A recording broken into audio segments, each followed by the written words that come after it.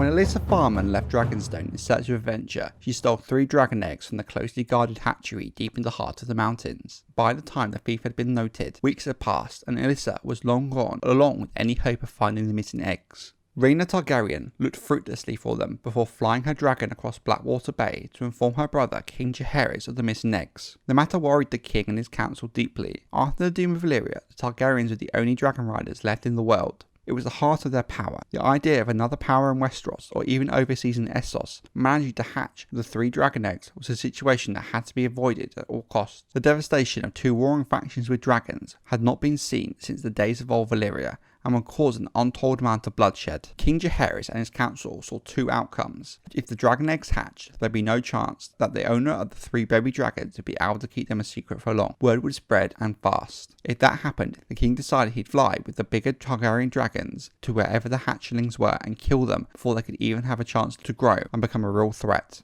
This would also send a message to anyone who dared try and steal eggs from Dragonstone again. However, there was also a strong chance that the eggs would never hatch anyway, away from the warm fires of Dragonstone and the care of the Targaryens, when even under optimal circumstances, so it was suspected that the 3 missing eggs would simply turn to stone. But the king was not prepared to sit idly by, so sent out an army of spies across the world to hunt for any information regarding the eggs. Large bounties was also put on information that could lead to their discovery, and that of Alyssa Farman. What is known of the eggs is this: after leaving Dragonstone, Alyssa Farman made her way to Driftmark, where she found passage across the narrow sea to Pentos, then overland to the free city of Braavos. It was there she was granted an audience with the Sea Lord of Braavos, where she sold him the 3 eggs for a vast amount of gold, enough to build her dream ship for an adventure across the Sunset Sea. As interesting and enlightening as Alyssa Farman's adventures and discoveries are, it is beyond the scope of this tale of the dragon eggs. All that's important in this context is that she was never found by the Targaryens. History loses trail of the dragon eggs here, but there are another 3 eggs in this tale. 100 years later,